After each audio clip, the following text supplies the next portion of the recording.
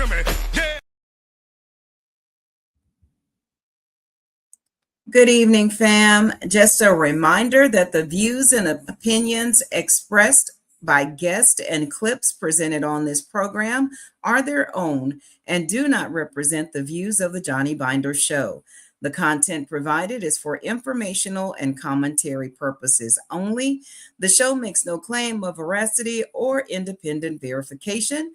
Therefore, viewer discretion is advised. So now that we got that out of the way, fam, thank you for joining us tonight. Whether you're joining on Facebook, YouTube, Twitch, or TikTok, please join the conversation. Drop us a comment, hit that like button, give us a thumbs up. When you do that, you help the algorithm find us and catch us and help us spread our message. So like, subscribe, share, thumbs up. So again, good evening. Thank you for joining us. I know it is late. So tonight we are asking one difficult question. What did we miss?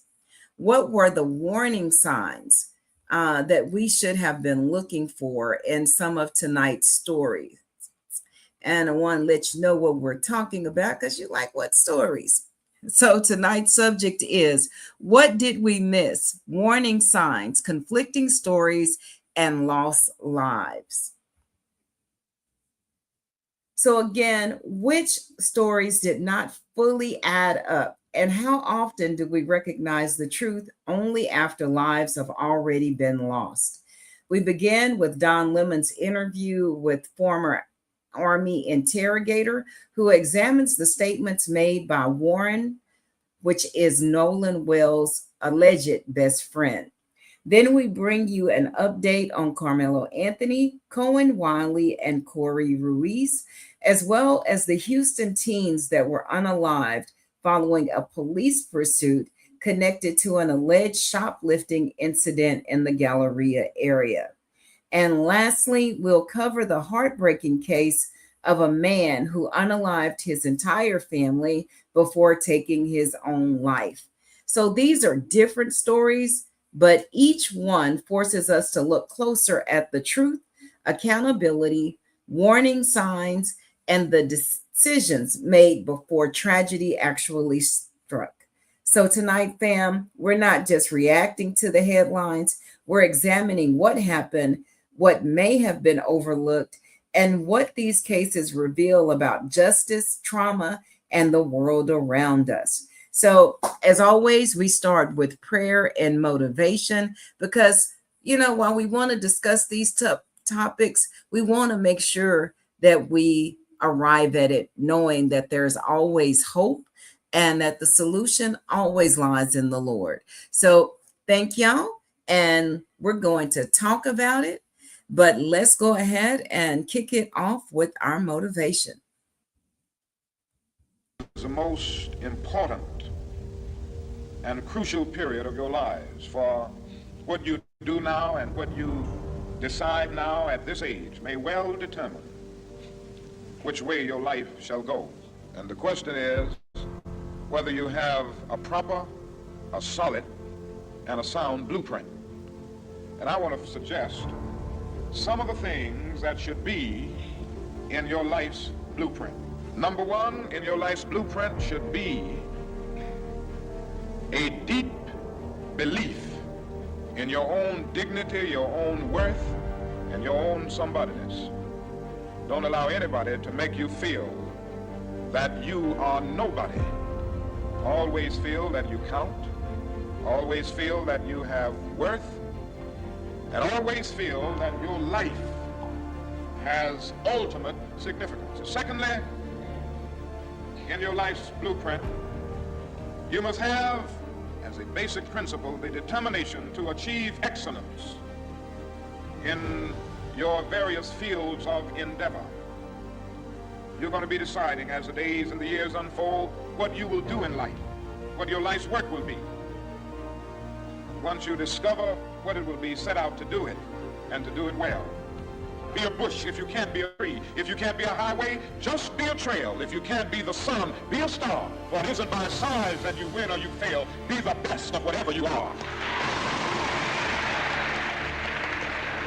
vitally in your life's blueprint must be a commitment to the eternal principles of beauty, love, and justice. Well, life for none of us has been a crystal staff, but we must keep moving. We must keep going. If you can't fly, run. If you can't run, walk. If you can't walk, crawl, but by all means, keep moving. Father, we come before you today in the name of Jesus, lifting up all the single mothers around the world. We know that being a mother can be a difficult task, but being a single mother brings with it even greater challenges. I ask that you would surround these precious mothers with your love, comfort, and strength. Lord, will you provide these women with the resources they need to care for their children, whether it be financial, emotional, or physical support. Lord, give these mothers a sense of peace and hope, even in the midst of difficult circumstances. Help them to trust in you and know that you are with them every step of the way. Lord, will you provide them with a support group who will help them to carry the burdens they face? May they find a community of friends and family who will uplift them and provide them with encouragement and hope. Lord, I thank you for the strength and resilience of these single mothers. I pray that you will continue to sustain them and provide them with the grace and strength they need to face each day with confidence and courage. In Jesus' name we pray. Amen.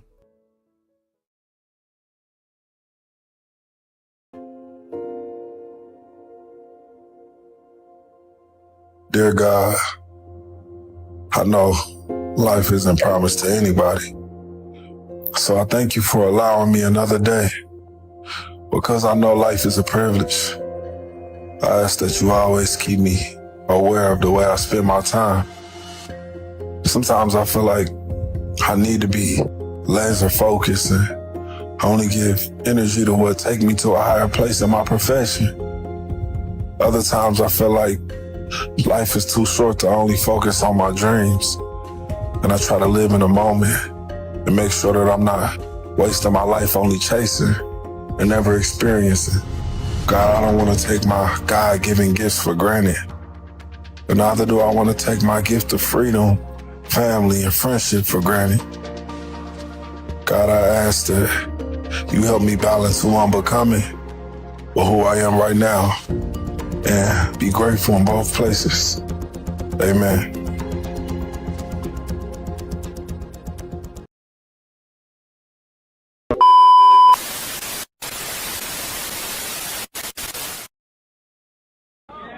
We declare our right on this earth to be a man, to be a human being, to be respected as a human being by any means necessary.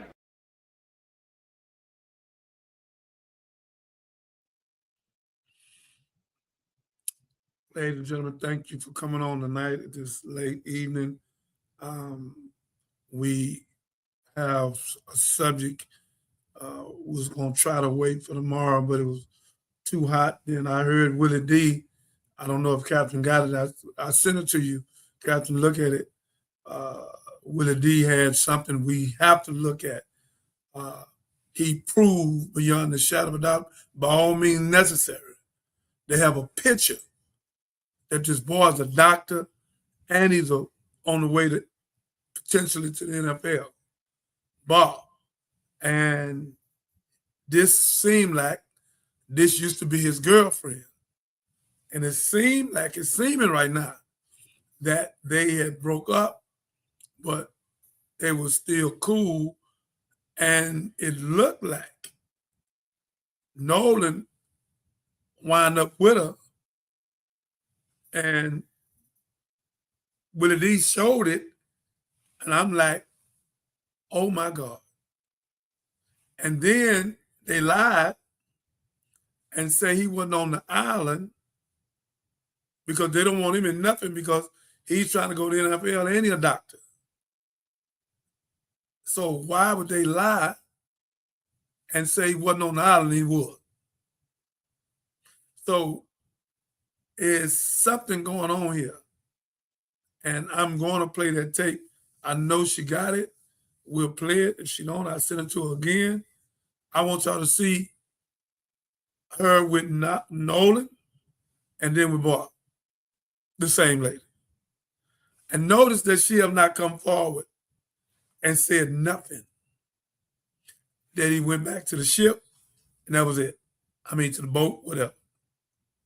Why ain't the police going at her, investigating her, and asking her for nothing but the truth? Of a case of this magnitude, why would she not be questioned? But if she was black, she'd be questioned. But she lily white, so don't say nothing to her. But if 3 little black boys and 1 white guy would go out on an island, and they would come back with his phone, with his keys, and don't call the mama, and the phone been deleted, and go to 1 or 2 parties, then go eat, but never call. The son ain't showed up. Let me show you why they guilty, man. Let's stop playing. You got his phone. Y'all been with him 7, 8 years. Y'all been to school, everything. Y'all been together. You got his phone and his keys. And you don't think enough to call his mother or father? But you go to a party and somebody asks you a question at the party, where Wells at? I don't want to talk about that. I want to accuse me of that. Accuse you of what? Accuse you of what? Because you know where he at. All 3 of y'all know where he at. You know what I'm saying? You know where he at. All this covering up y'all doing is going to be uncovered. The whole world see y'all. Tabernacle, Sharpton, Ben Crump, Tyler Perry, the whole world, Nancy Gray. Even Steve Smith done got in it. The whole world see y'all. Willie D see it. Johnny Bond and Dr. Jeremiah see it. That y'all are habitual liars. And you're going to be uncovered.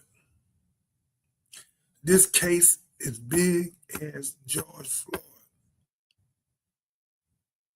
if not bigger, because George Floyd, you can see the systemic racism right off the jump with his knee on him almost 10 minutes. But this is settled and they hide and they lying. But when the father spoke before the children, after the children call in, the boat is sinking. The boat is sinking. Help. I've been on there. They say what kind of boat it is. Never say. Then the father called the police, the grandfather, and said, don't worry about it. Don't worry about it. I got it under control. Well, sir, the boat, I got it under control. Here go a grandfather telling the police what to do. The police should have still did a wellness call. Mississippi. We remember y'all in 1955 with Emmett Till lying that he whistled at a woman, a white woman. So you whistle at a white woman, you get unalive. I think he was 14 years old. Same way the 14-year-old went to the store and got a bottle of water and put it back, man went out. And I don't really believe either one did that. I think he took the case for the son. That's what I really believe. I just been wanting to say it. That's what I believe. But anyhow, because they know that'll look better. How could you be in a fear of your life if he was walking away from you? So again, ladies and gentlemen, it's something going on in Mississippi. It's something going on in the whole America with this crazy man as a president, and with Israel controlling him. The racism and the systemic racism is coming down. It's coming down. So again, ladies and gentlemen, there's something going on with this case, and they don't want this to come out. but it's coming out. Mother, the whole case will be revealed. 125,000. Somebody gonna take that money and tell the truth on these racist bastards, because that's what they are. They trying to protect each other. Then you take his body parts. You gave yourself up right there. TikTok. You take this man's lung, go in his stomach and take some more stuff. Who does that? And then send an empty body to DC? You just could have told DC and say, we done stripped him, ain't nothing there. But they found something in the back of his head. You didn't cut that out. You'd have to cut a hole in his head. So you left that alone. That'd have been too obvious. Mississippi, I'm almost sure they did the movie Mississippi Burning. It's burning again. And I'm almost sure you're the most racist state in the United States. And if you ain't, you're close to number one. You're no good. You have systemic racism. And you people think you better. And you're not original nowhere on the planet Earth. You come from us. We're not your mother and father biologically, but genetically, we're your mother and father. We created you, and we made you in our image and our likeness. We gave you dominion and power, and you misused it. That's you. It's not us. God don't need us to make man. I usually don't tell it, but tonight I am. All life comes from the sister. The Mendel law proves that. Dr. Mendel and Dr. Leakey. The black woman, one bone structure, 2 million years old. In Berkeley, California, one in Ethiopia, 6 million years old. Delilah, I think. Caucasian people, we love you, been here 6,000 years. You are our children. You come here through the brown germ, and a lot of you need a psychosocial assessment and a dianetic because you're not white. You're not white. This is white. Not white. You're European. And you're not original nowhere on the planet Earth. And the ISIS paper proved that Francis Cress Wesley. And what y'all doing in Mississippi, the world's looking at it. Same thing you did in McTill. Then you found out he didn't even whistle. The woman went on and told the truth, say, that man ain't whistle at me. Even if he did. Y'all can take our women and take them to the back of the barn or wherever and bring them back pregnant. And Nat Turner did more visas, gave a process. Now, some of them did unalive y'all. But your day coming. God see you. And come is real.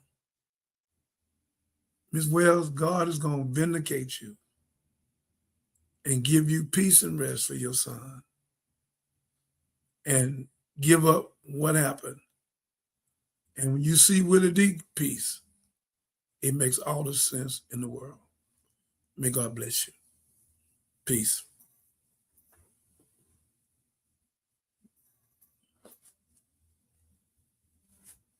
Catherine, Crystal, Maria. And thank you for joining the Johnny Binder Show.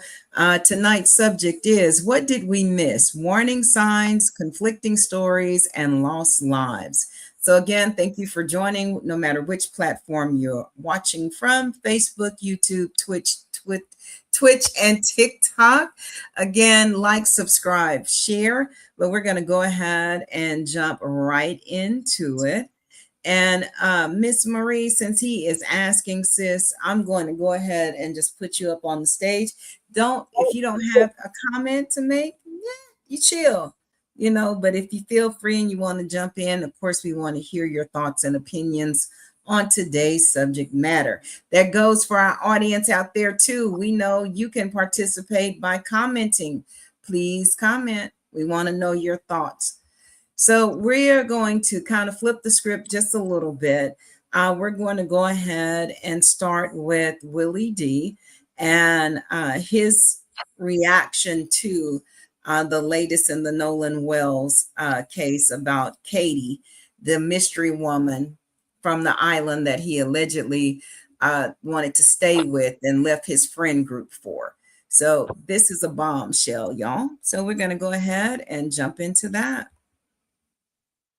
Not done so already on YouTube after you subscribe, there's a little bell next to your subscribe button. Go ahead and click that thing right now so you can get your notifications each time I drop a new video like this. I'm gonna fast forward a little bit. Going in.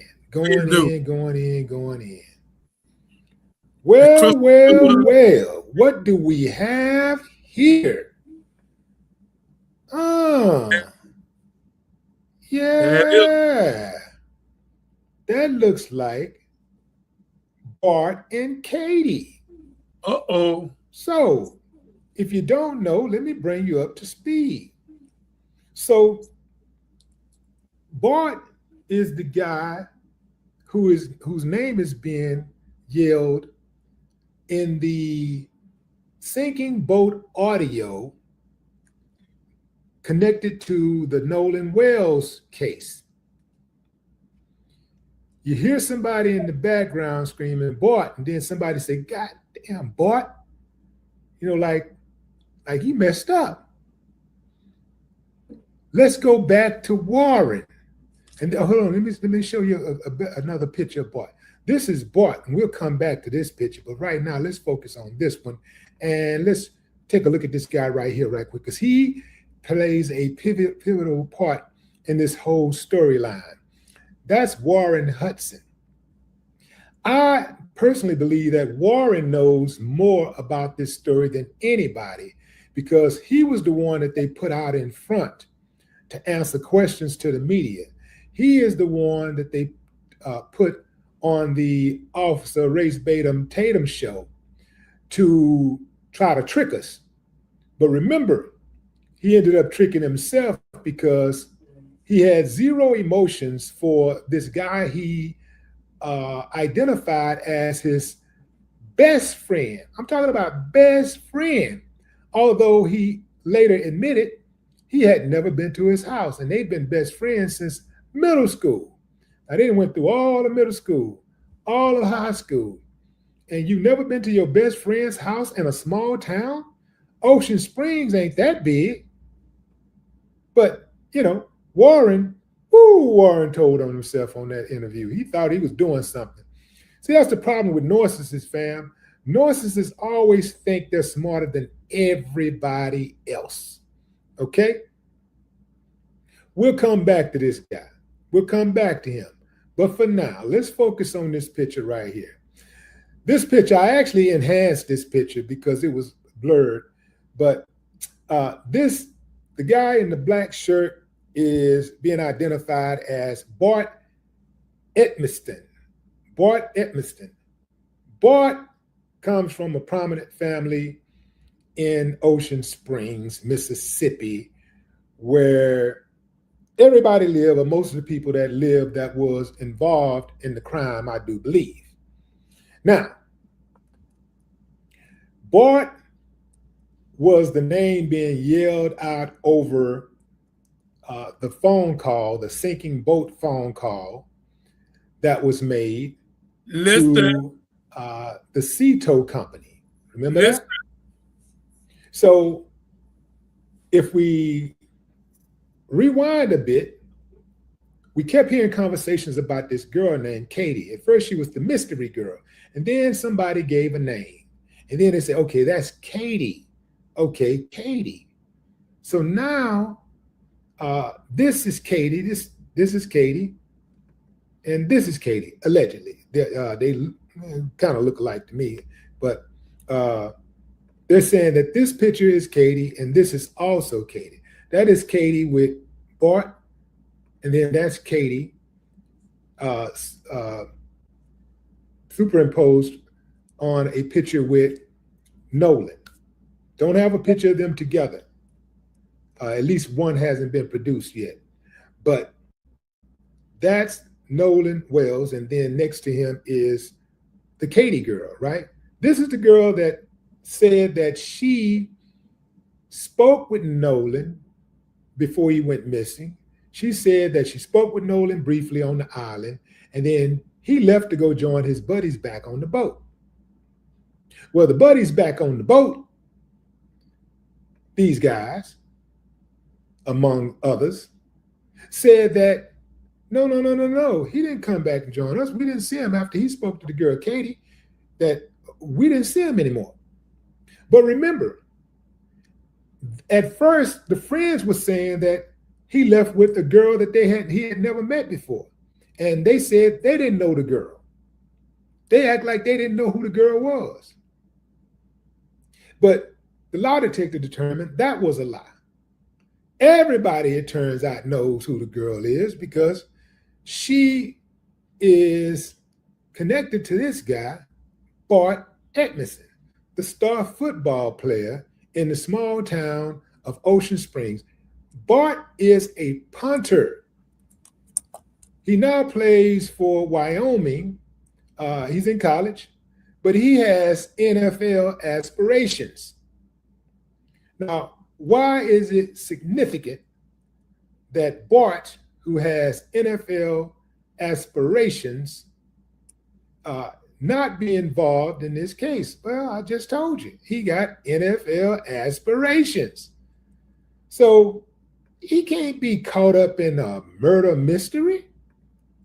He can't be getting caught up in, even if he is guilty of it, he can't get caught up in something like that. His NFL career would be over. You know how much work these youngsters put in to make it to the NFL? And they say this dude got a boot. They say he can kick it. They say he can kick that ball. So it looks like that he had a good opportunity to make it to the NFL. He's on his way.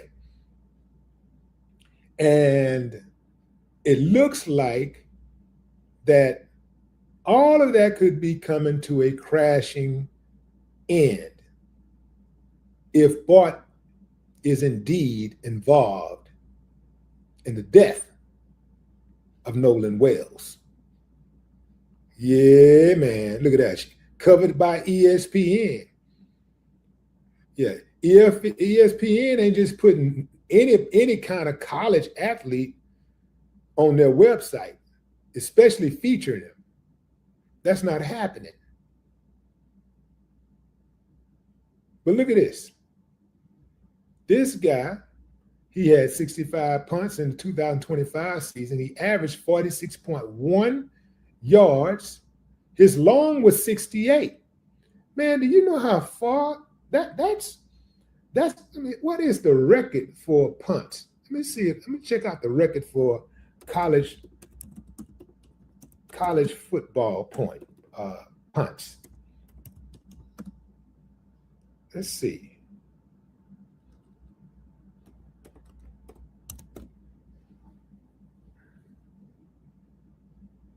It looks like, okay, I want to do distance. They say they got a lot of them that has kicked a lot more punts than him, but okay. So, whoa, that's interesting. So in college football history, somebody kicked a punt 99 yards, but that could also mean the ball was rolling too. Not that he kicked it. It was 9. It went from the point. Okay, I'm gonna go ahead and fast forward. He has stepped all the way up to the front. Could it be that Bart is the missing piece? He's the missing link to all of this. if Bart is trying to make it to the NFL, it would explain why Warren in his interview was being so protective, and he kept saying my buddy instead of Bart. He slipped up 1 or 2 times and said Bart, but then he said my buddy. He kept saying my buddy after that. It's like he caught himself. See, that's the thing about lying. You got to remember the lie you told. And I'm gonna pause it right here. So again, we were talking about what did we miss? And Minister, I just wanted to clarify something. I was fact checking while we were going through this. And we were wondering where Bart could have come from for somebody to call his name. So allegedly, the Sea Tow, which was the tow company for the boats, the TOW company for the boats. You found them guilty. Watch this. Okay, so the request was canceled after the vessel owner said the private help had already arrived. Records and witness accounts indicate that another boat was involved, but the public reporting has not clearly established who operated it, who was on board it, or exactly how that private tow unfolded. So they're allegedly saying that Bart was on the second boat, not on the boat that was going under when help was called. But again, none of that has been collaborated yet. So that's what we're looking at. And what were your thoughts on what Willie D just said? Because I have another video that we were going to start the show off with from an Army interrogator that was going through not Warren, the alleged best friend of Nolan, pointing out where he was being deceptive and the lies and even the edits that were made during when Warren was on that Tatum dude's show, where they looked like they were cutting out elements of it to position Warren to look better. So we got that coming up. But what you think about this video so far? Well, Willie D from the Ghetto Boys did a great job. Willie D, I started with him a year ago. We did over 20 million views. I'm very proud of him. I never knew Bart had a picture with this young lady. Right.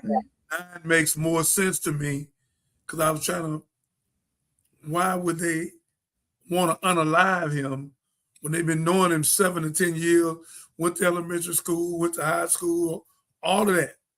So it wasn't making sense to me, my sister, and it wasn't making sense to me that y'all leave him and got his keys and his telephone, and then y'all go to a party. Not one party. Yeah. I heard 2. What's your name again, sister? No, Paige, but no, Paige. So what my thoughts are, because I kind of grew up in that setting. Come on, we're listening. I grew up in that setting as a kid. I grew up in Alabama, so I'm used to being like the only, Black person inside a group of white people or something like that. And it's something that our parents need to educate us more on, how to be more vigilant, how to be more aware, and not to put ourselves in dangerous situations. I know sometimes we think it's okay to be the token, but a lot of times being the token puts you at a disadvantage and it puts you in a very dangerous situation. And I just noticed, like, growing up in those type of settings when I was a kid, it just always seems like anytime they wanted to experiment or do something, it's always with the Black person in the group. You know what I mean? So I think it's very unfortunate, but I'm not surprised because these are the type of things that happen on a regular basis. Yeah. And I'm sorry, what is your name? Tell them your name. Oh, Paige. Thank you, Paige. I appreciate it. I just want to make sure. Thank you for speaking up, and I appreciate it. I grew up in a similar setting, so I definitely understand. Definitely.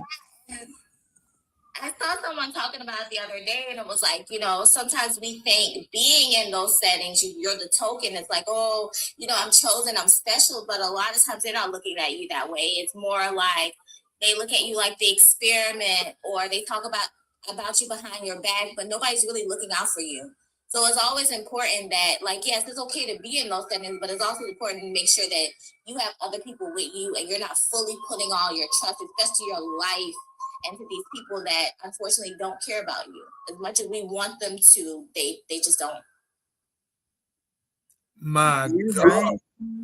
And I've had some, I have had some good white friends. I hate to say it that way, but friends of other nationalities and races, we'll put it that way. So I appreciate the broad stroke that it let me see people in and experience their culture and their societies as well. But you're right, there's no place like home. And I told my mom, I said, I never noticed that I didn't go to any of their parties or gatherings before I got in college. I said it never even dawned on me. Never dawned on me. So you a school teacher? The opposite. I'm going to be honest. When I was in middle school, particularly in middle school, all I wanted to do was hang out with white people because I just thought they were special. That's just how I felt. Because I felt like when I hung out Lord with have mercy, go to truth. Speak, sister. When I hung out with black kids, they always used to make fun of me. They make fun of my lips and my smarts and different things like that.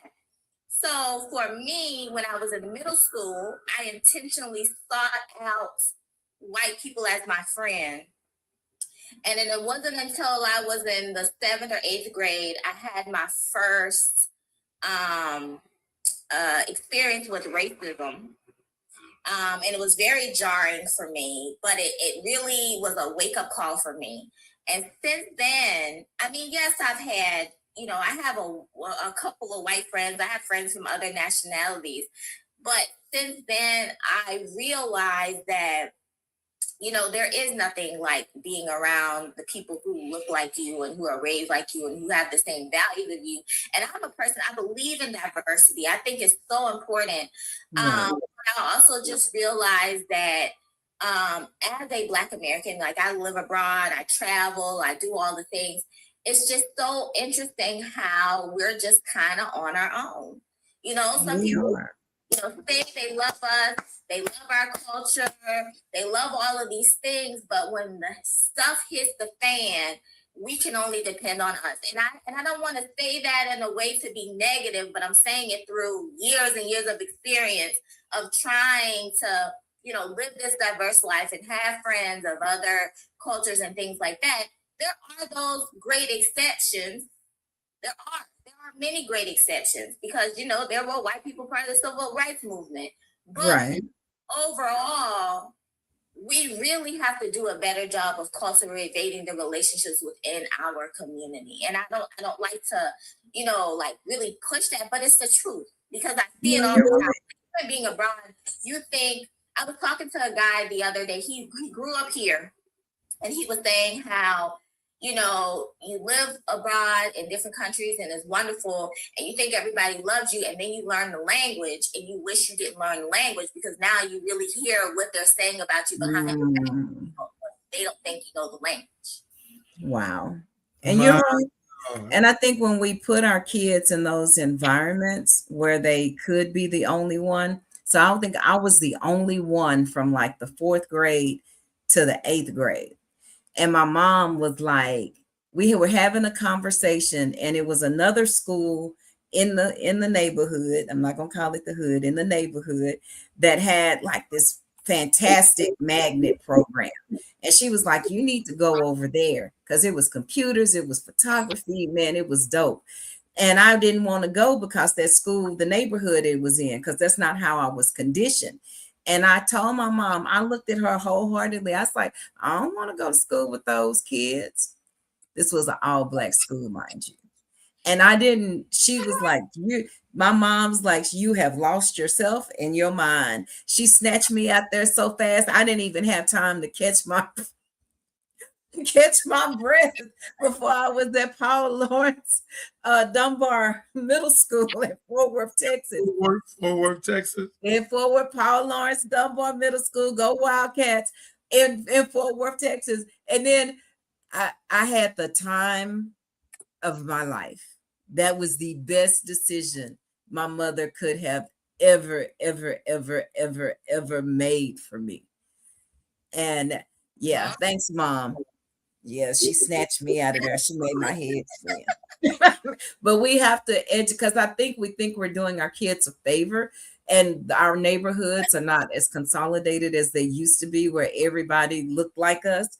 You know, now it's more diverse neighborhoods in a lot of cases, and we got to make sure to educate our kids so that they know and can keep their identity. I'm sorry, our children, so that that's my bad, so that they can know, that they'll know and have that. Like, but I'm from Charleston, South Carolina. You know, there's a lot of rich African American history there. Right. And I remember growing up in Alabama, and because the people in Charleston, you know, a lot of my family sound like they're from the Bahamas. I was so embarrassed. My accent changed. I was just so embarrassed of my culture, of where I was from, and things like that. And then I remember going to college. I went to Vanderbilt, so I went to college, and I took an African American religious tradition class. And part of that class was them exploring the religious traditions and the food and the culture in Charleston, and they were connecting it back to countries in West Africa. And I remember sitting there like feeling like, you know, having so much pride and be like, oh my gosh, I have culture. It's so rich. It's this. But it's crazy that I had to go to another state at a university to learn that when I wasn't taught that by my own family. Right. Boy, that's deep.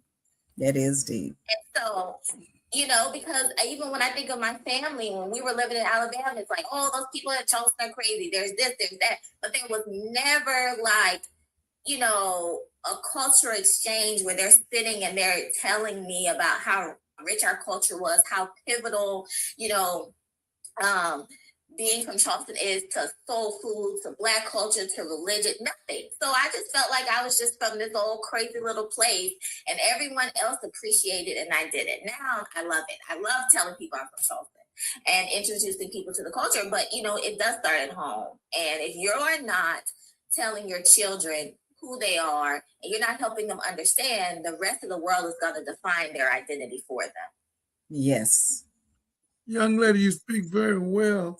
What are you, a lawyer, or you a school teacher? What's your profession?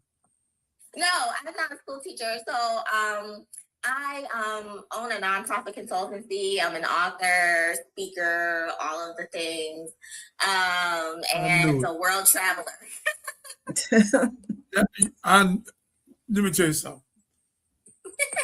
When them folks got off and you stayed on, and I spoke to you and told you of the ignorance of them, and when you start speaking so intellectual and intelligent, because Catherine come out of corporate America too. She used to train people and for corporate and all that.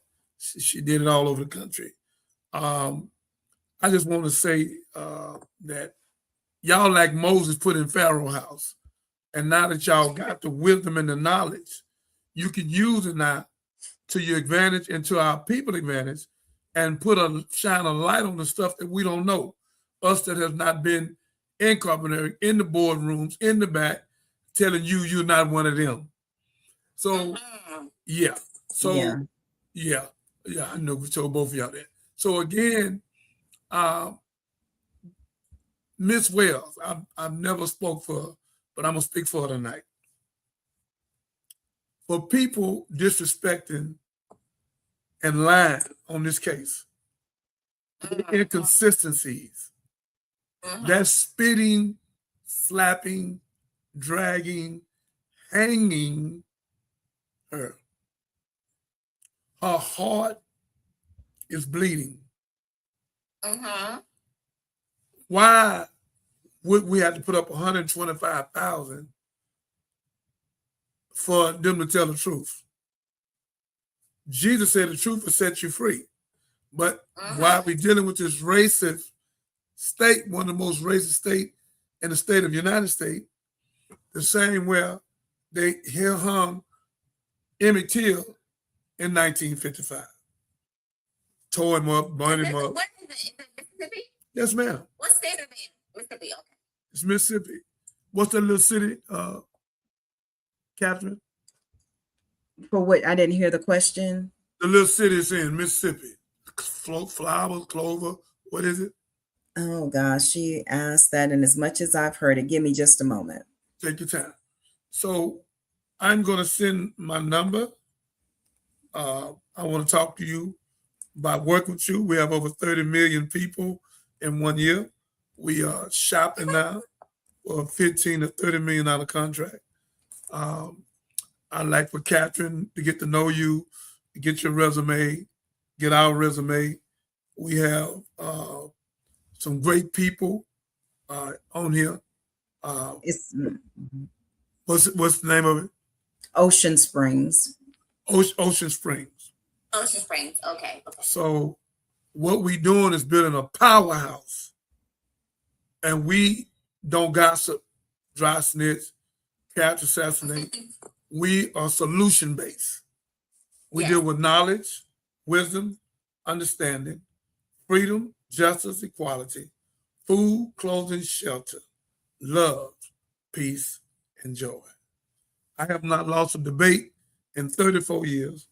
I will never lose one, not because of me, but because of my Father, God. And Jesus is my big brother, because when he started the prayer, he said, our Father. He didn't say my Father. Our Father, hallowed be thy name, thy kingdom come, thy will be done, on earth as it is in heaven.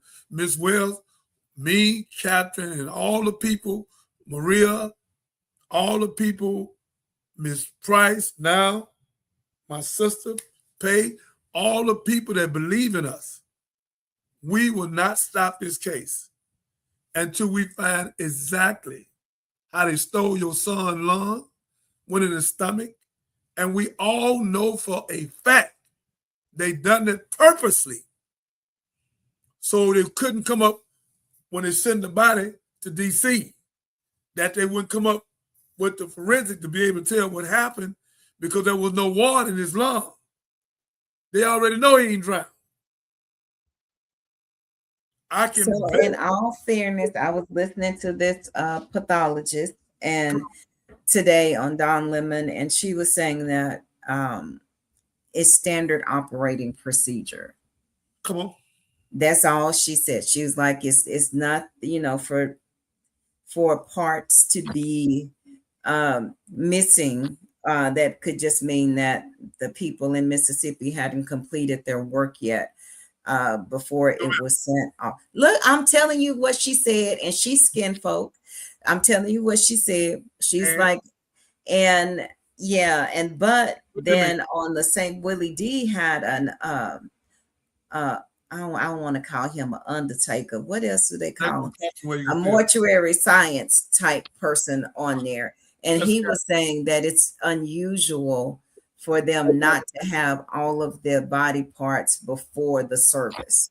Even if they pull them out to examine them, they take their tissue samples, they take the pictures, but typically they have all of the body. So I don't know, like we said, did we miss something? Conflicting stories and lives lost. So we'll go back to that. Let me help you with this habitual liar. The one that look like us, they always sending Mickey Mouse looking folks, house Negro, to come around us and act like they with us. Like the young lady said, then they stab us in the back. They talk about us.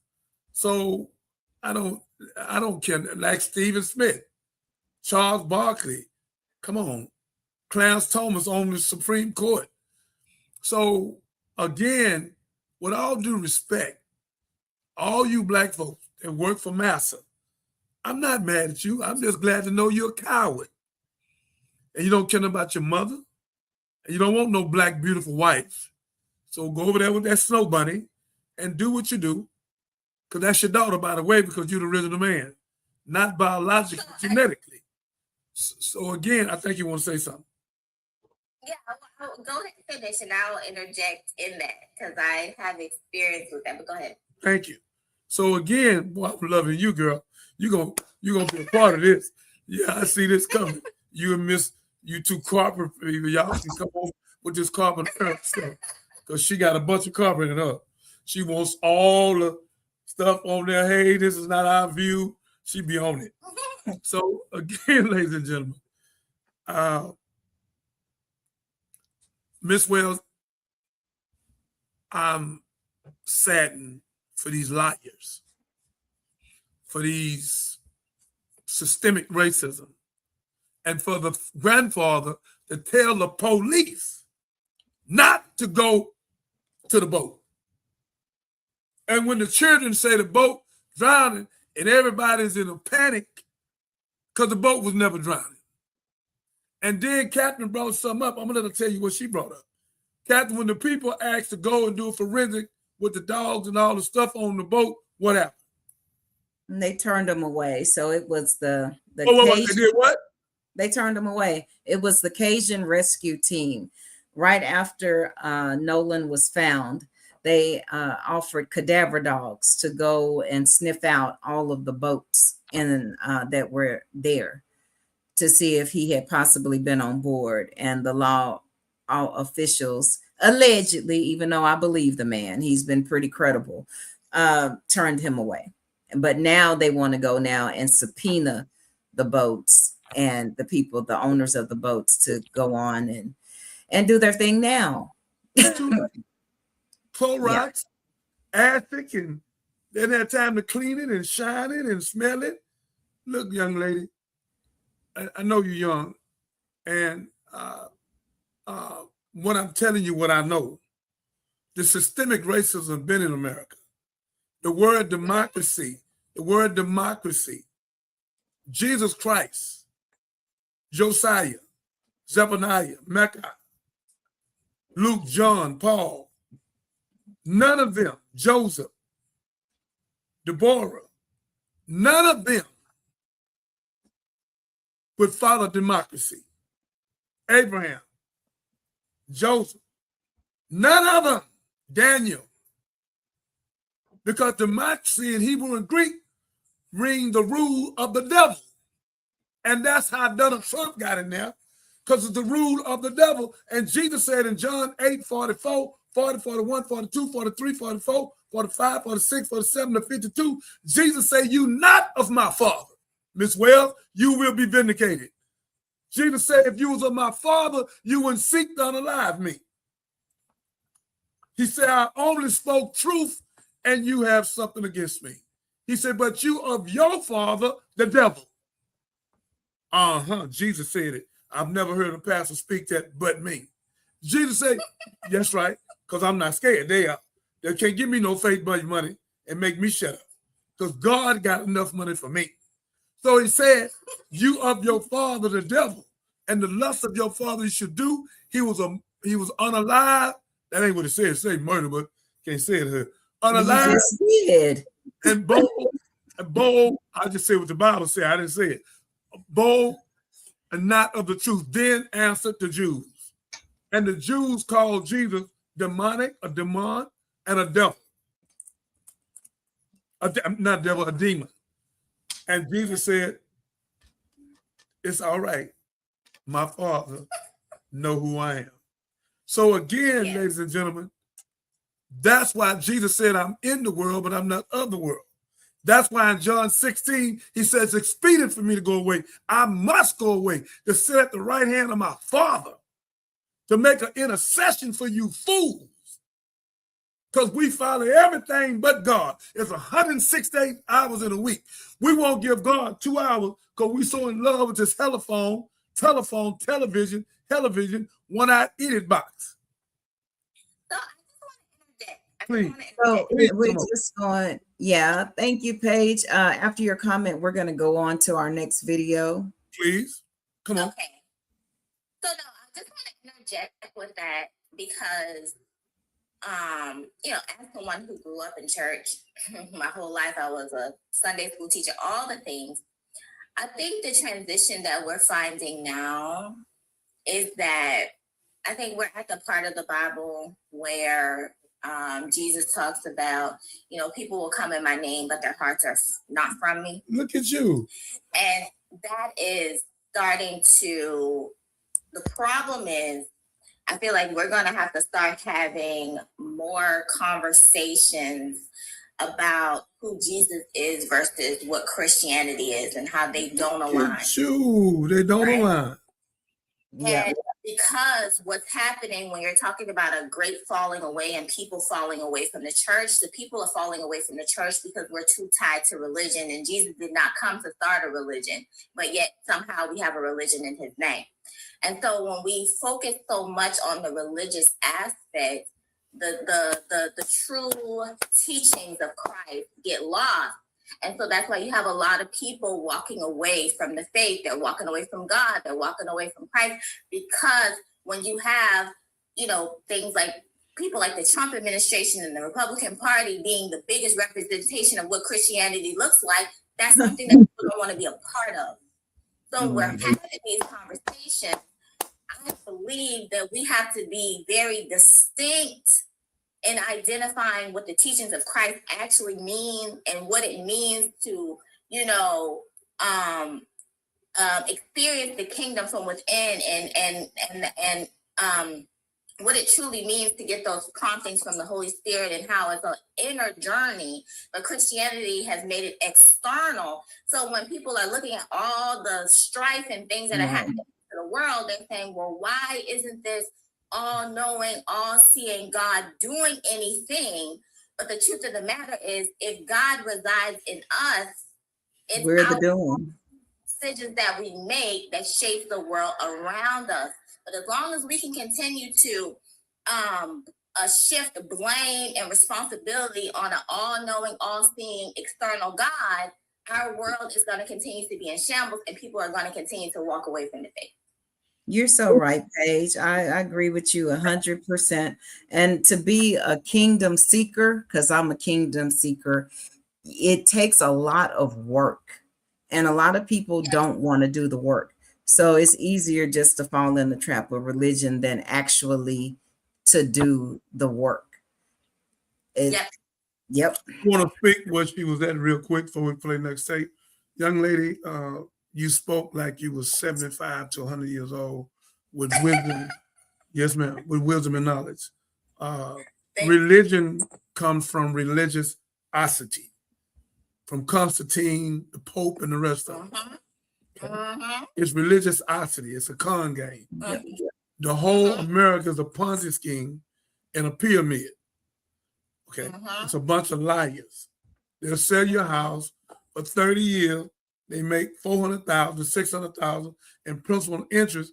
The last few years you're paying for the house. So all this is a con game. You can buy a car for $100,000. You drive off the lot. You come back a month later, you can't get $40,000. So all this stuff is a con game. So again, we have to buy some more. We have to buy some more. Wait a minute. We have to buy some more of what God don't make no more, which is dirt. So I'm so glad that you are so intelligent to know that Jesus Christ never heard the word Christianity. Jesus never heard the word English. His name is Yahshua. The J ain't been around for 600 years. So again, young lady, I have supreme wisdom. I just told you I ain't lost a debate in 34 years. They can't beat me because it ain't me talking no more. It's God talking through me. And this is why our show is so successful.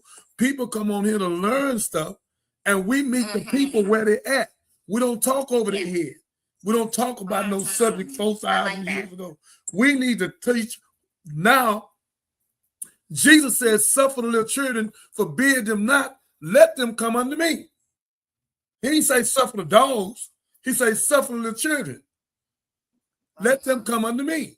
And if you hurt one of these, you'd rather put a milestone around your neck, Miss Catherine, and be thrown in the deepest sea. So, Pastor, You in Ezekiel 34, you clothe yourself, you feed yourself, but you have not fed my flock. You have scattered my flock, and you have took the faith-based money with a Sunday morning disco, a star show, and a political horse center, and you are not making no Malcolm X, no Martin Luther King, no Muhammad Ali, no Rosa Parks, no Ida B. Well, no Sojourner Truth, nobody. You just get your little money, and you're playing with Easter and Christmas, and then you want a teddy bear, and you wind up in a motel for a $55 teddy bear. You have lost your everlasting mind, because the black woman is the mother of earth, and all life comes from her, and she don't owe nobody nothing but God. And whoever her husband gonna be, he can't be nothing but a carekeeper. He has to keep her and care for her, and if he do that, God will bless him. So we know the teachings, and they have lied to us and kept us confused. And you were right. That's why everybody running from Christianity, because they're saying if Christianity is Trump, he talking about he Christ. He come to save us and put on a Jesus Christ suit. He is Christ. He's the Antichrist. And it's just as simple. Mr. Trump, I said that. My phone number is 281-896-8215. If I can be really honest, Please. something that I have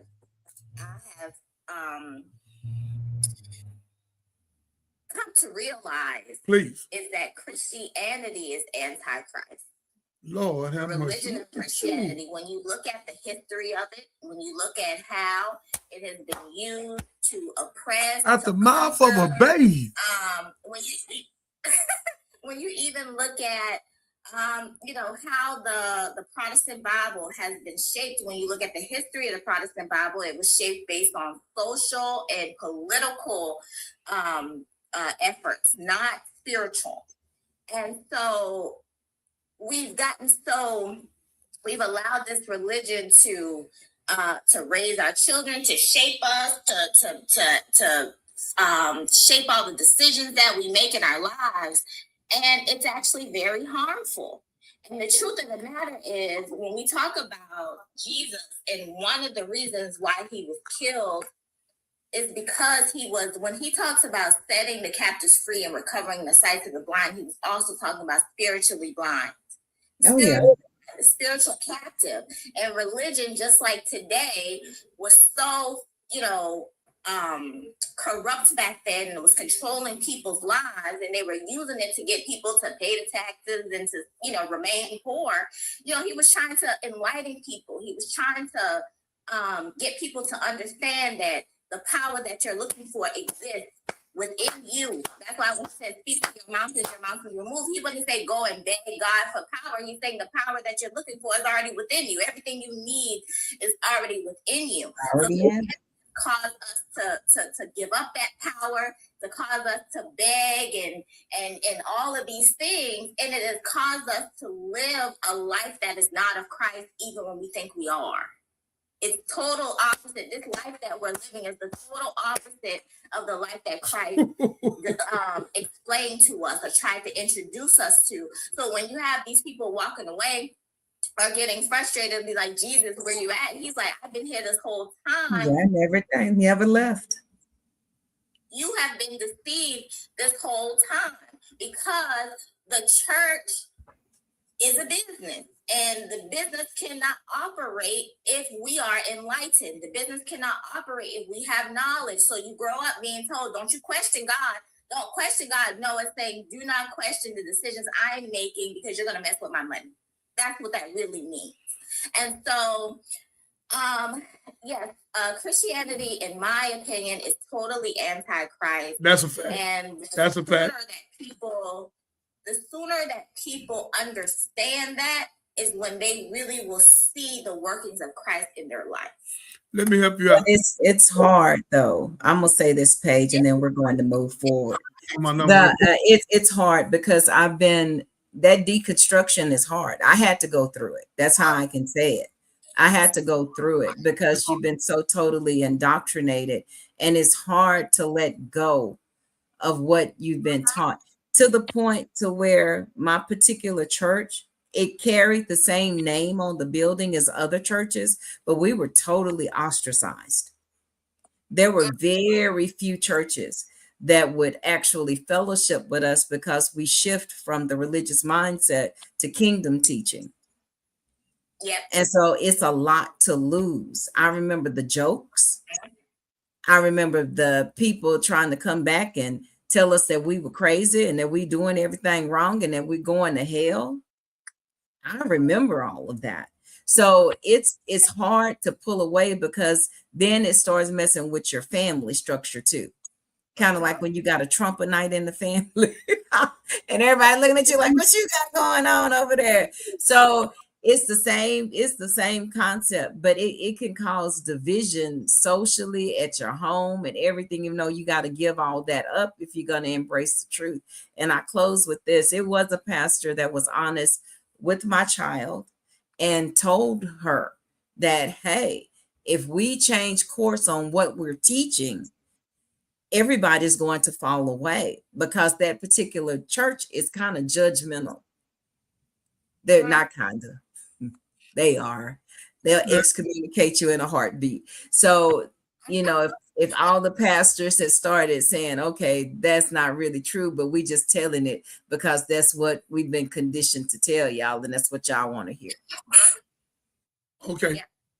Let's go to the next clip. While you go to the clip, I'm going to sneak her my number where I can send her the... You didn't have to make the announcement. Okay. It was nice.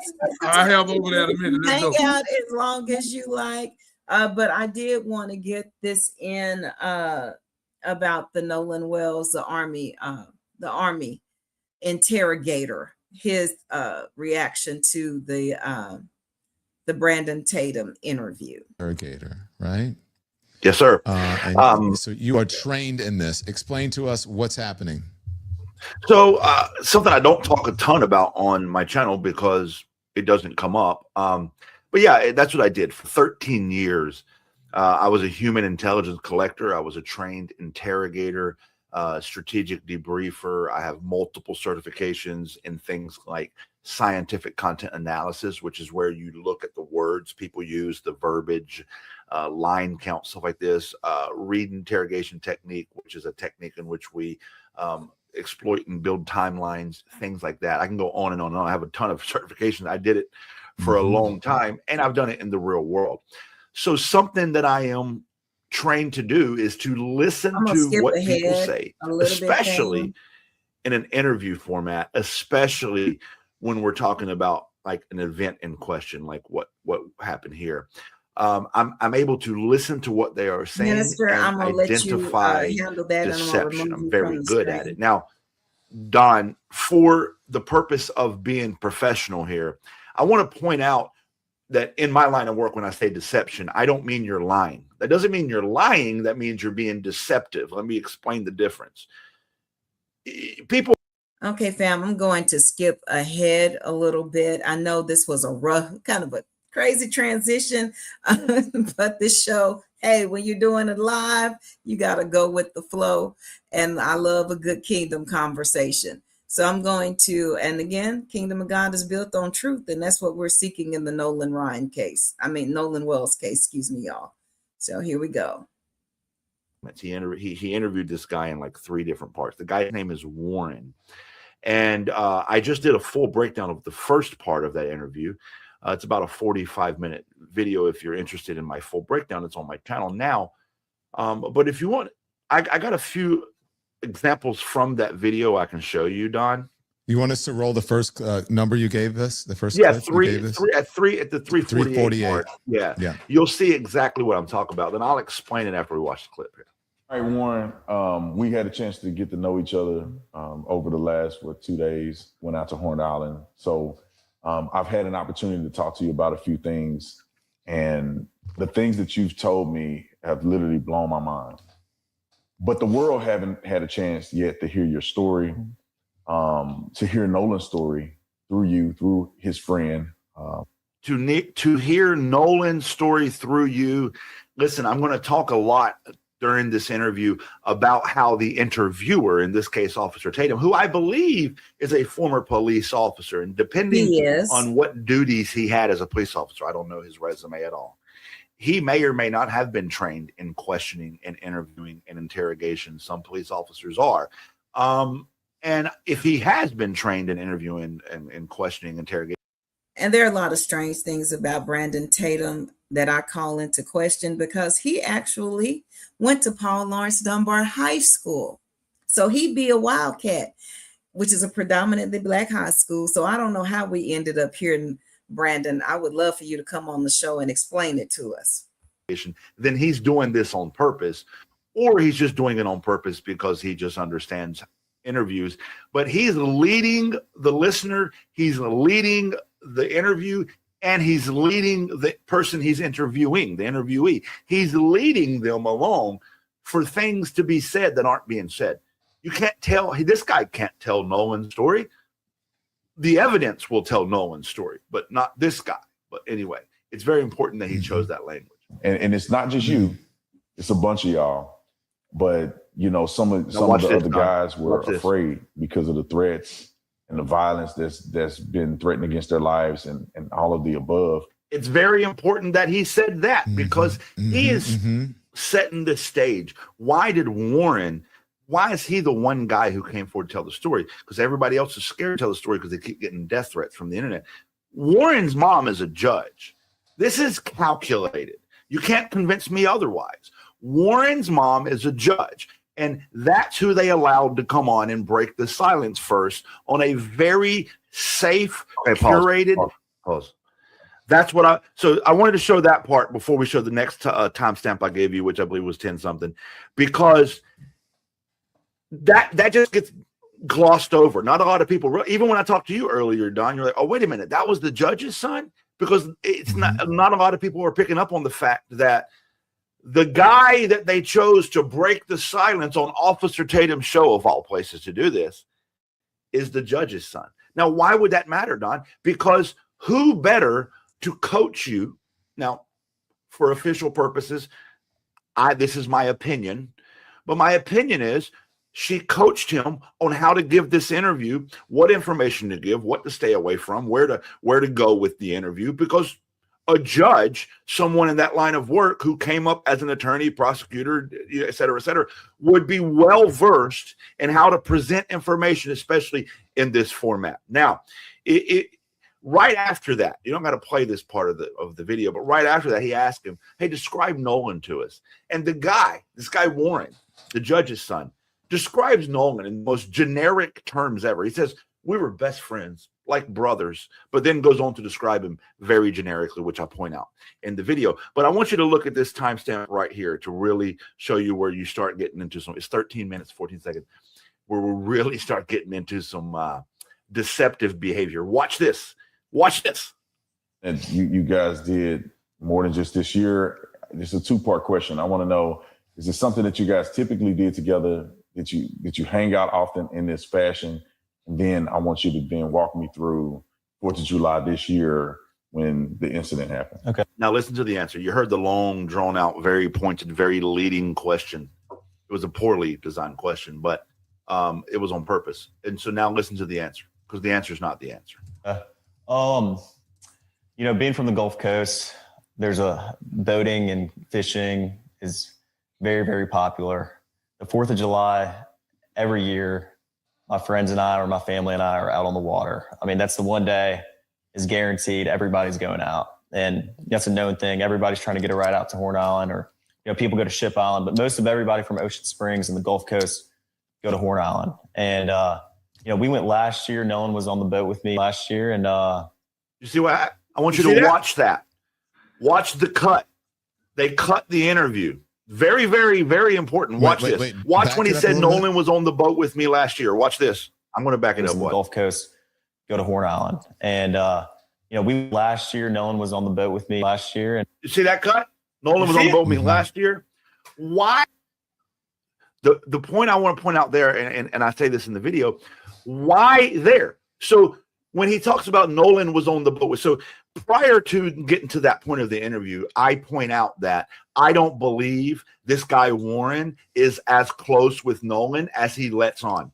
If you go back and watch my breakdown of this interview, Every time this guy Warren brings up Nolan, he brings up the friend group every time, because he says we're like brothers, but he never talks about Nolan in a intimate way. It's always in an associative way, a group way.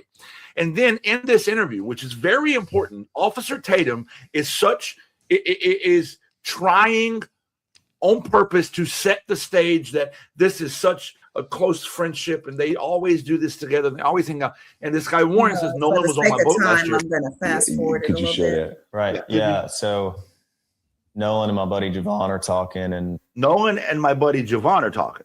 Once again, not Nolan and him. I grew up with Nolan, and we're going back to growing up with Nolan. We just went backwards for no reason. Nolan's, just all, like I said, like just so joyful, like always happy. Like every picture I have with Nolan. Why are we talking about Nolan's pictures? And what did he say to you? That was the question asked. Picture I have of Nolan, he's smiling. I mean, like he's always happy. If I always need like a shed of light, I'm calling Nolan, and Nolan and I laugh and joke a lot. Like that's how our friend group is. That's how our friend group is, not me and Nolan. So this answers a lot of questions, fam, because I know we were wondering why Warren would not have, if he's Nolan's best friend, why wouldn't he have reached out to the parents right after this happened? Why? A lot of whys.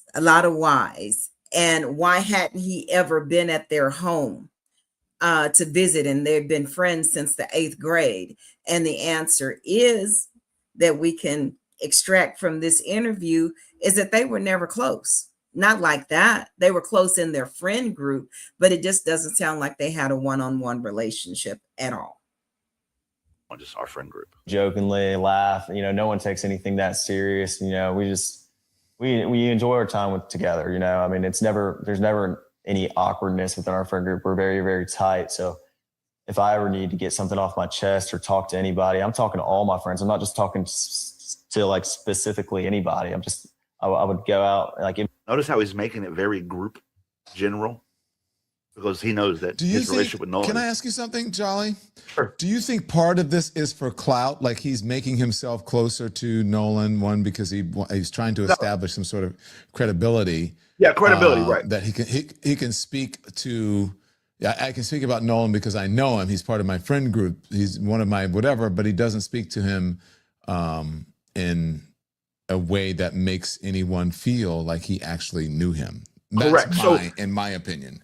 You're not wrong. You're 100% right. If you watch my whole video, right where you stopped right there, right after that, he finally gets to the point where what Nolan said to him that day, and he never says that Nolan said it that day. It's so what he says right there at that part of the interview, he says, Nolan was the type of guy who would, if you need anything, I'm here for you. That's just how he was.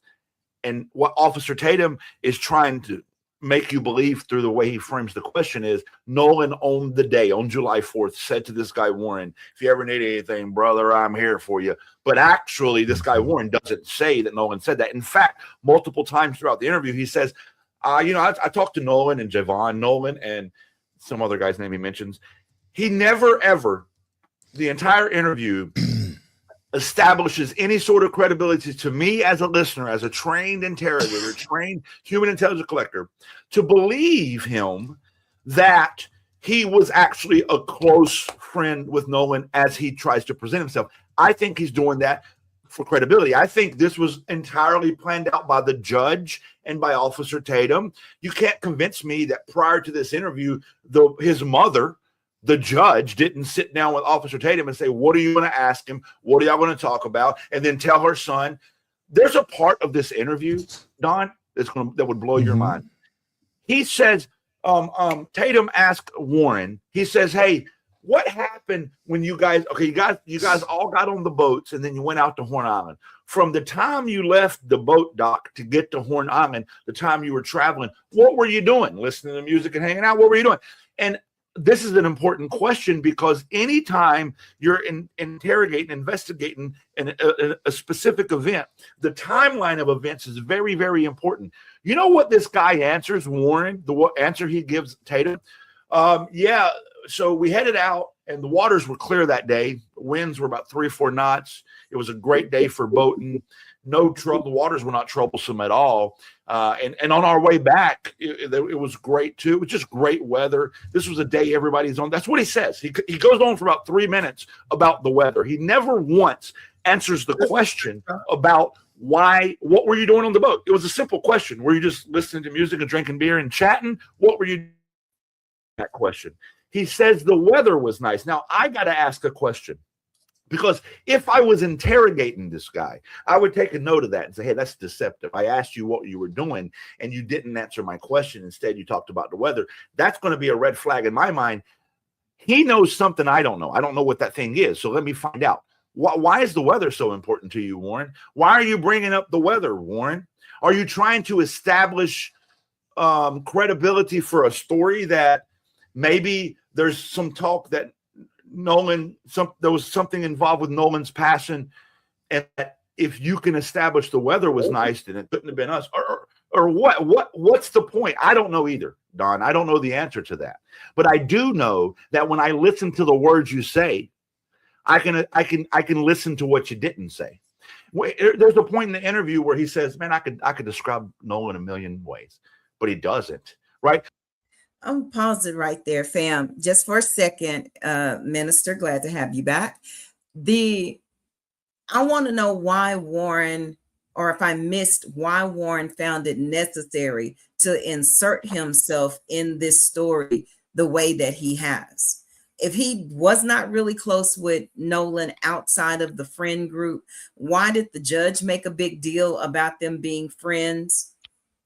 And the judge even brought up her knowing Nolan's mom back when they were in high school together.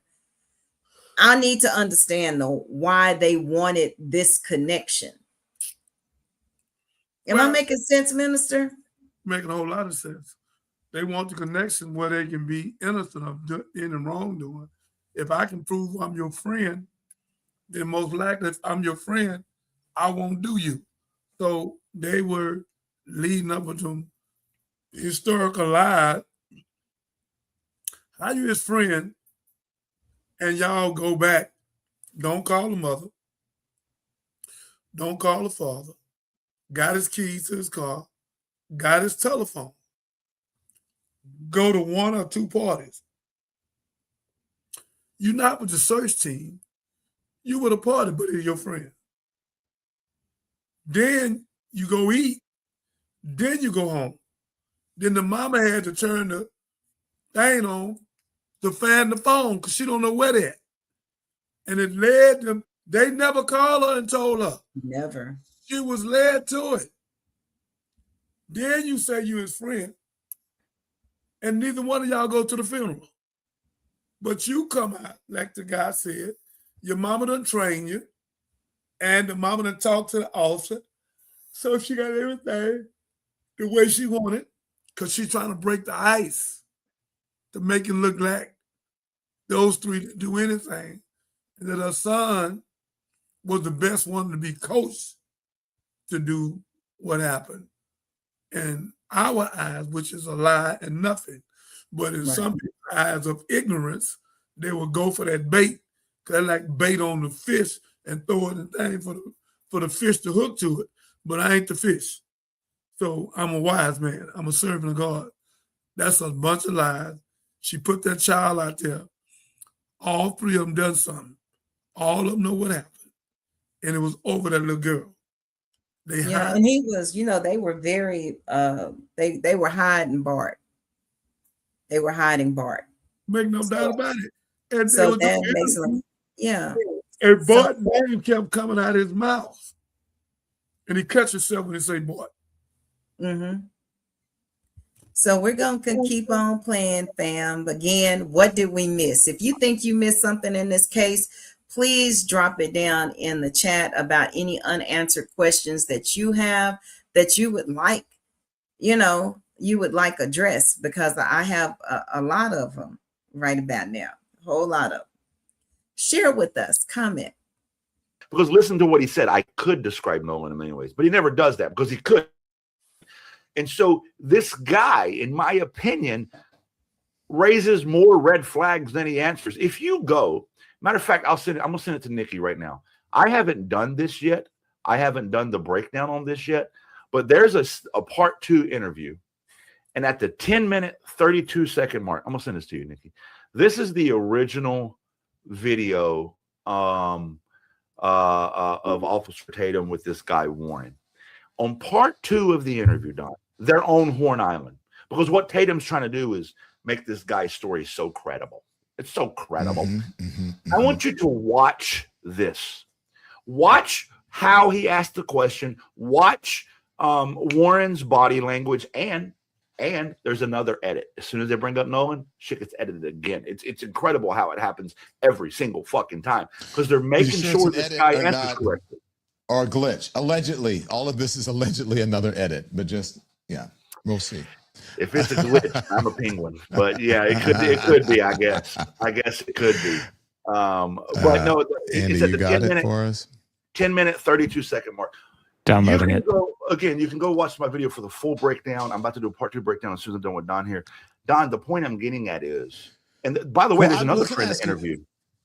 You tell me the point you're getting at, but why was this so important to you? Did you sit here and watch it and go, wait a minute? Yes. Is that why you, why you did this? Yes. So I wasn't able to watch the interview like right when it came out. I've been had some other stuff going on. So last night I had some time. I said, let me go watch these interviews, because that's something that always appeals to me as with my background. I want to hear what people say. I press play. I go into it open-minded. I don't know what the kid's going to say. I don't know how it's going to go. And Don, the red flags are just flying off the screen at me. Bam, bam, bam. He's not answering questions. There's a thing called line count. I described this to you before, Don.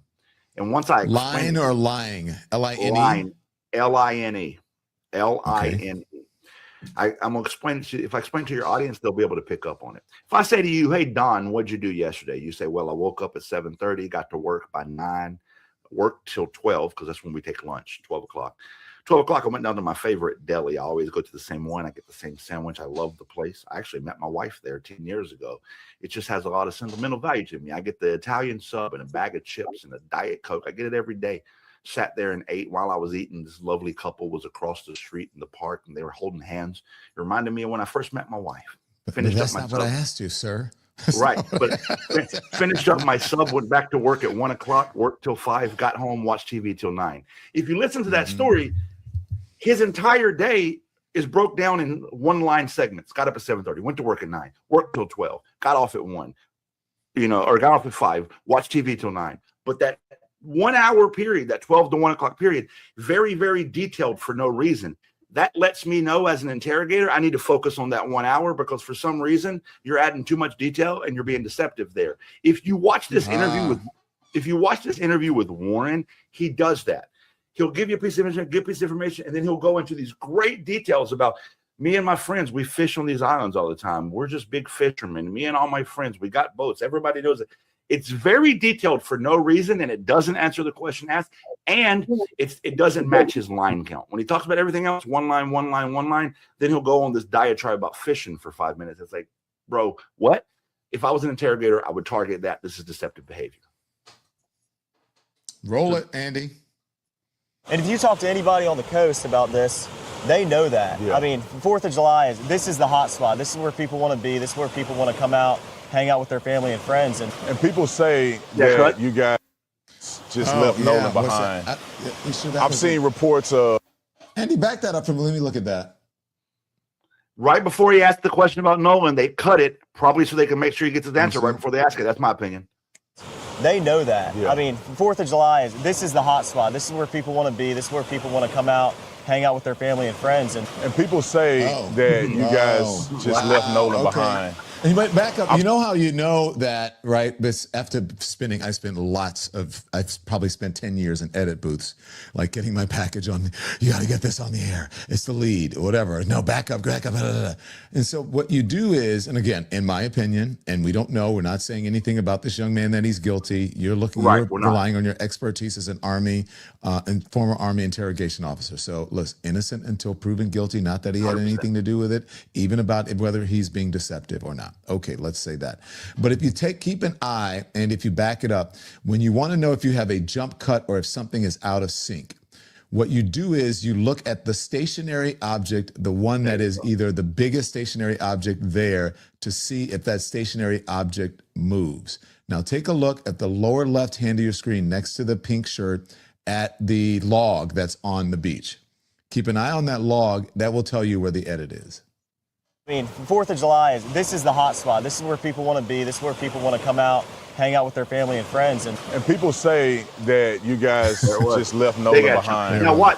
I want you to watch, listen to what Tatum, this is very important. I want everybody to listen to what Tatum asked him, and I want you to listen to his answer in full. No, you don't even got to back up. You don't even got to back up. Listen to what Tatum asked him and just let it play forward. When he gets to talking about Nolan, he starts grabbing his shirt. He pulls it up. It's really odd. It's really odd behavior. Watch it. Press play. You guys just left Nolan behind. I've seen reports of people saying that you just left him. I see reports of people saying that you asked him to get on the boat. You told him to get on the boat. He didn't. What's the truth in that? well, Wyatt was having boat issues and the bilge wouldn't pump. So the bilge is basically a pump that releases water from your boat when water comes in. So I opened the back hatch and there's water up to the batteries. And that is obviously not good. There's water almost coming over the transom, which is where your motors sit and which is the, by the stern, like in the back part of the boat. So obviously we were in emergency. He's grabbing his shirt. We're trying to save the boat. It's not like we didn't pass right there. We just cut in the middle of his answer. No, so, I didn't see that. But again, it could just be sloppy editing. But why edit in dead middle of his answer when he's giving us the most important part of the interview? What happened? Usually, I will tell you, unless if you're intentionally being deceptive, that's one thing, and I'm not saying that is happening. But also, they could be trying to just to condense what he said, right? To tighten up what he said for time's sake. I don't know. I'm just saying. I don't disagree with you. Okay, fam. So I want to. This is the most important part, and just so you know, y'all, I watch a lot of YouTube videos about deception and how to tell when people are lying. So they're making a big deal about him pulling up the tail of his shirt during the interview, because typically when because you can lie all you want to, but the truth always has the thing about escaping. You're always going to tell the truth with your body language. So he's exposing his abdomen. Nervous, but it's exposing his stomach, which is a very vulnerable part of him. So really lifting the shirt, he's uncovering something. He's uncovering himself. He's exposing himself. So you can go on there and Google it. Somebody please fact check me, but I already know what that is. And also, I wanted y'all to see this because it made me lose my thought. I got so excited about the damn shirt, him lifting that shirt up. But again, just Brandon, that's where I was going. As much the extent that his team went through to edit this video to show this boy in his story in a different light, to stage it, to plan it. And I know a lot of people are upset at this man, at Brandon Tatum, for doing this interview and going through the lengths that he went through. But I want to personally thank him, because without him doing this interview, we would have missed a lot of stuff. The fact that the lies that they're telling and the trouble that they're willing to go through and the way they're trying to craft and shape the story, we wouldn't have that if Brandon hadn't inserted himself into the narrative to do these interviews. So even though he's supposed to be pro them, thank you, Brandon. You're helping Nolan Wells. I appreciate you, bro. But let me give you my take on it. In my opinion, the reason that Tatum's interviewing this guy is why? Because this guy has firsthand knowledge of what happened that day. He was there. He's Nolan's friend. That's the whole narrative, right? So the most important question you're going to ask, he just asked, what happened that day? People say you left Nolan behind. What really happened? First of all, in his answer, he starts off talking about we had boat trouble, bilge pump, blah, blah, blah, blah, blah, blah. I don't like where he started his answer, because where you start your answer tells me a lot about your answer as an interrogator. So he started off kind of not even really answering the question. And then dead middle of his answer, it just jump cuts to this other part of the answer. If you're here to prove a point to the larger audience, this guy is not being deceptive, then what you do as the interviewer say, hey, not to cut you off, but let's get back to what I was saying because I want people to hear your answer. You would do it as the interviewer, not through editing. Yeah. I think they're editing things out that he said that they don't like what he said. And to your point, Don, I want to say what I said earlier. What I said earlier. I'm not saying the guy's guilty of anything because I don't listen. I've seen the timeline. I've watched the press conferences. I've seen the evidence. I've listened to everybody talk. I don't have enough evidence on my end to say he did anything. But what I do feel like is that this was a very scripted interview. It was very curated, very presented to us in a very particular way. This guy avoids answering questions damn near like a politician does. He's very deceptive in his behavior. So my question has to be, as a trained professional, why are you deceptive? What happened? What are you being deceptive about? I'm not saying you're guilty of anything, but I would like to know why you're deceptive. And I feel like he's been, told to say, hey, say these things, stick to this script, say these things within these parameters, don't answer shit else. That's what I feel like.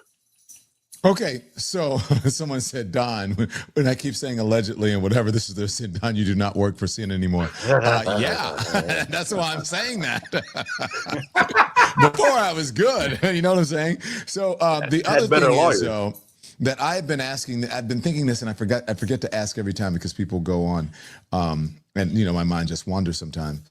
Why? Because he was saying in that interview that Wyatt or whoever he said was having boat issues. And someone said in the chat and reminded me, why would you tell people to get on a sinking boat or a boat that the motor isn't working? Like, if he's there at the shore and he's having boat issues, would you get on that boat? It just sounds weird to me. I don't know. Here's the weirdest part to me, Don.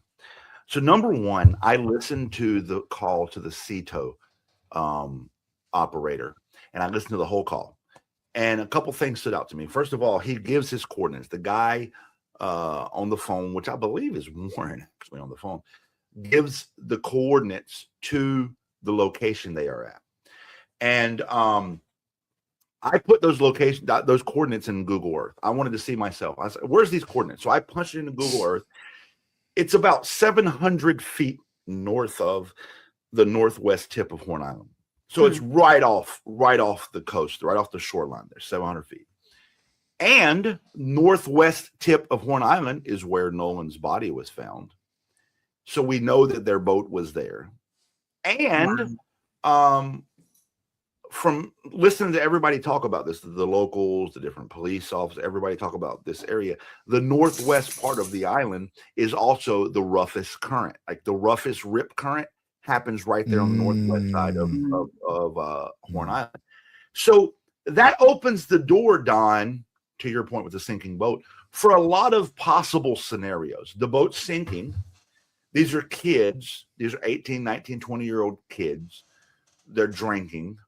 They're making probably poor decisions in an emergency situation. They call the CETO. You can hear all the conversation happening behind them. There was an audio engineer that broke down that conversation. There's a lot of people interpreting it for what they're hearing.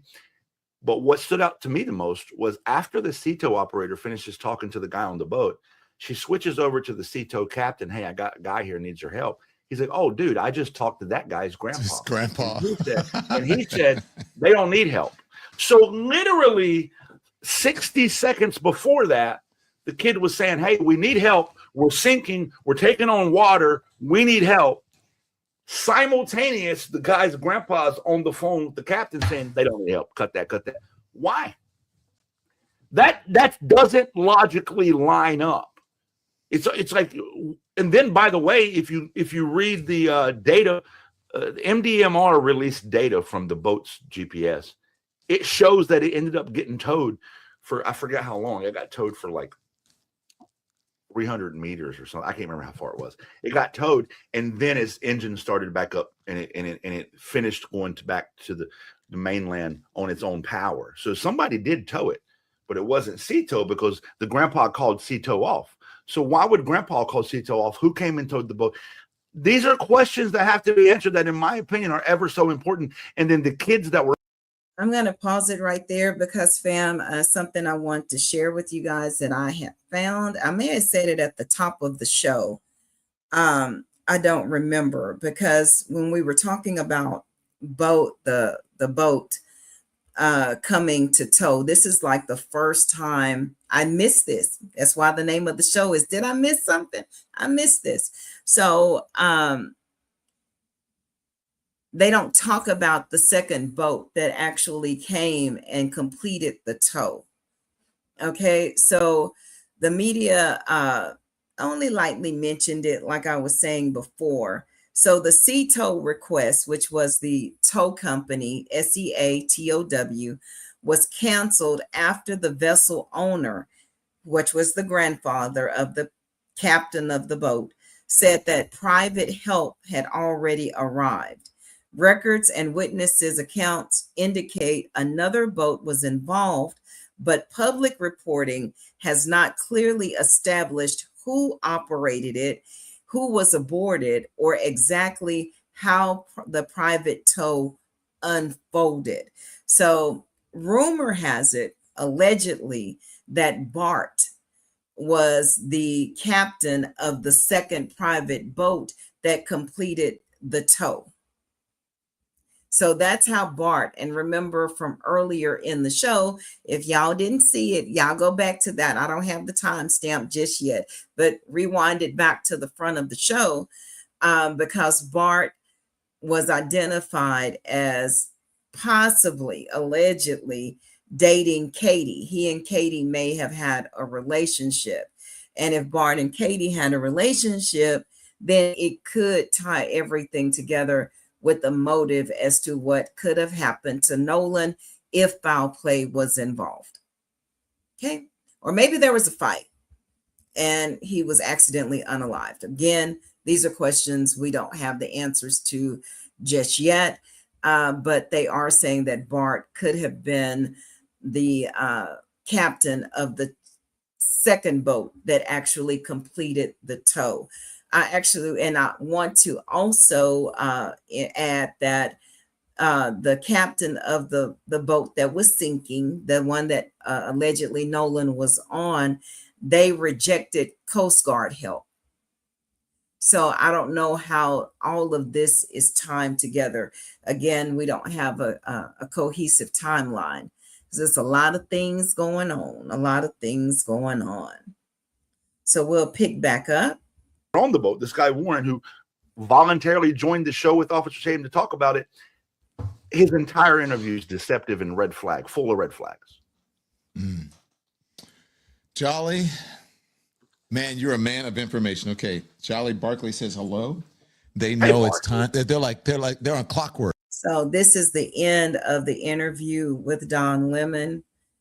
Go ahead and take this off the stage. Thank you, Don. I think I'm officially a lemon head too. So yeah, fam.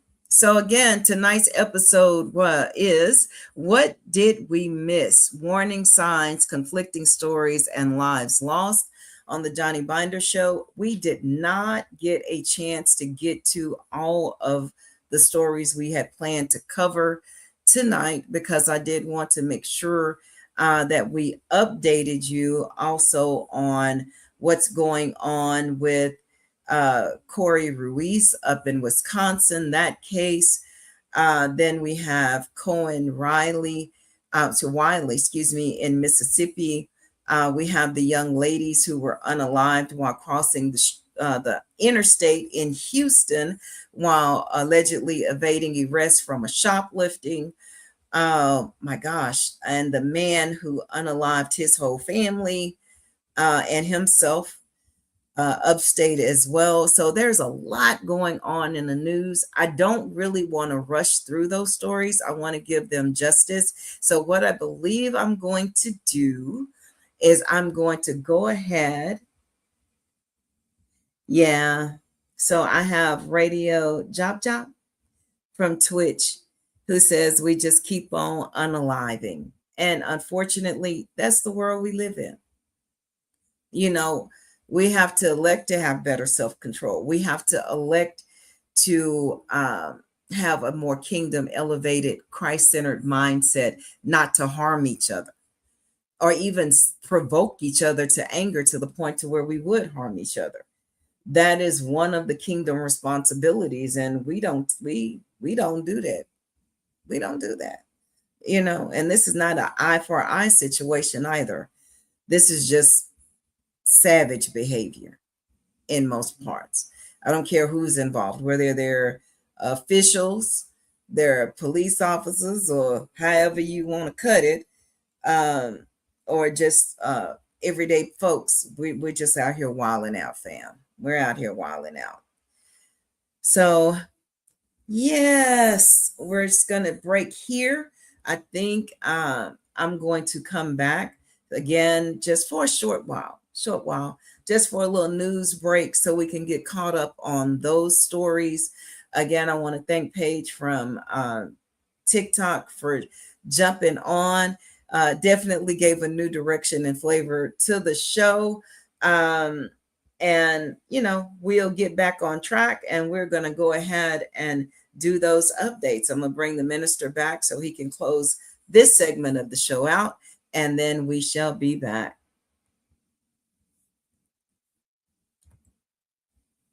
Minister?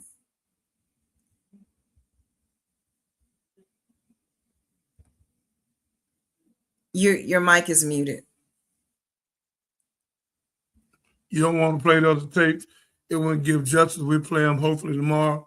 No, I'm going to actually go ahead and do the news break after this, because the news cycle is moving so fast.